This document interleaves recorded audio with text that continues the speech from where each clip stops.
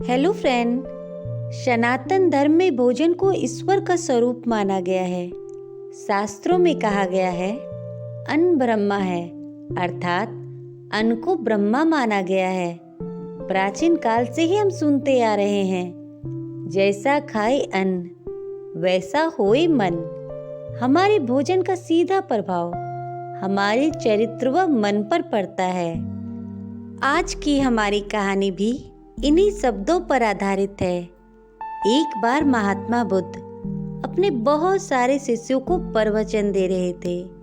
तभी उनमें से एक शिष्य ने पूछा, आप हमेशा भोजन को प्रेम से करने और समान मात्रा में लेने के लिए क्यों कहते हैं?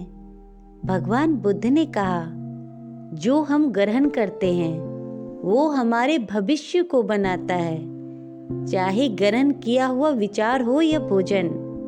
भगवान बुद्ध ने आगे कहा, इसे मैं एक छोटी सी कहानी के माध्यम से तुम्हें बताता हूँ। एक महात्मा जंगल में रहते थे। उनसे मिलने आसपास के बहुत सारे लोग आते थे और वो अपनी अपनी समस्या बताते थे। महात्मा बड़े आराम से उनकी समस्याओं को दूर करते थे। धीरे धीरे आसपास के गांव में भी ये खबर फैल गई और लोग अपनी समस्याओं का समाधान करने के लिए उन महात्मा के पास आने लगे। जब इस बात की खबर उस राज्य के राजा को पता चला तो वे भी अपने मंत्रियों को साथ लेकर महात्मा से मिलने पहुंचे और महात्मा से कहा, महात्मन, कृपा करके आप मेरे साथ चलिए। आप इस जंगल में क्यों रहते हैं? क्यों आप अपना समय बर्बाद करते हैं? यहाँ तो आपको खाने पीने की भी बहुत दिक्कत है। आपको फल खाकर अपना गुजारा करना पड़ता है। मेरे महल में चलिए, मैं आपको हर तरह की सुख सुविधा दूंगा। तरह तरह के स्वादिष्ट व्यंजन होंगे।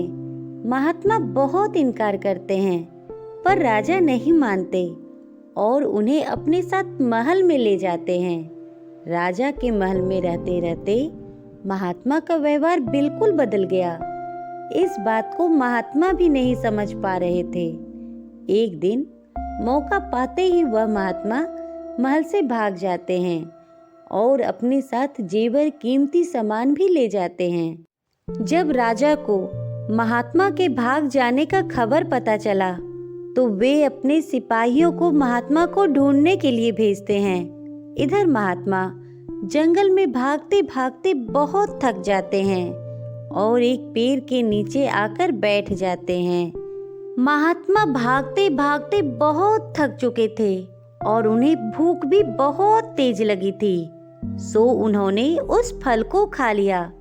फल औषधि की थी, इसलिए बिना जरूरत के औषधि ले जाए तो वह भी हानिकारक होता है। उस फल को खाते के साथ ही महात्मा बीमार पड़ गए। अब वो ये विचार करने लगे कि मैं तो एक संत हूँ, इस हीरे जवाहरात जेवर को लेकर क्यों भाग रहा हूँ। उन्हें पश्चाताप होता है और वे उसी क्षण बिना समय को गवाए राजा से मिलने के लिए उनके दरबार पहुँचते हैं और राजा को उनका सारा धन वापस कर देते हैं। इस बात से राजा को बहुत आश्चर्य हुआ। राजा ने महात्मा से कहा, जब तुम्हें आना ही था तो इस धन को लेकर क्यों भागे? महात्मा ने कहा, क्षमा कीजिए महाराज, पिछले कुछ समय से मैंने आपका अन्न खाया, इसलिए मेरे विचार भी आपके जैसे हो गए।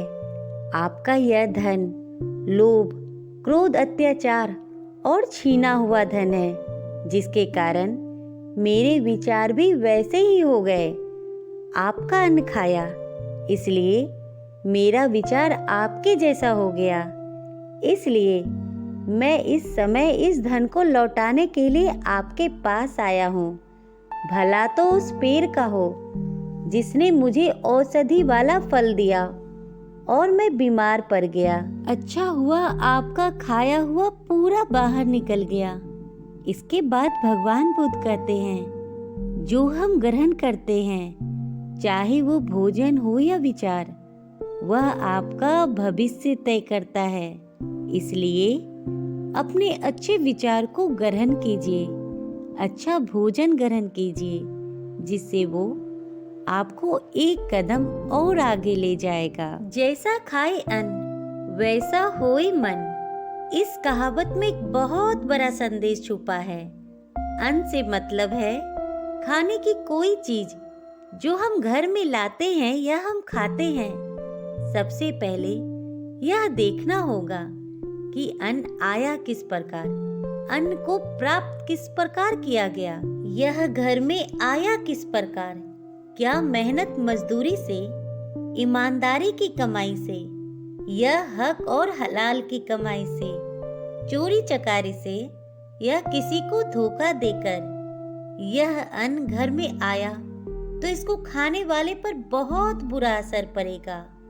संत हमेशा ईमानदारी और मेहनत की कमाई पर जोर देते आए हैं। तो फ्रेंड, आपको हमारी ये कहानी कैसी लगी? प्लीज कमेंट में जरूर बताइएगा।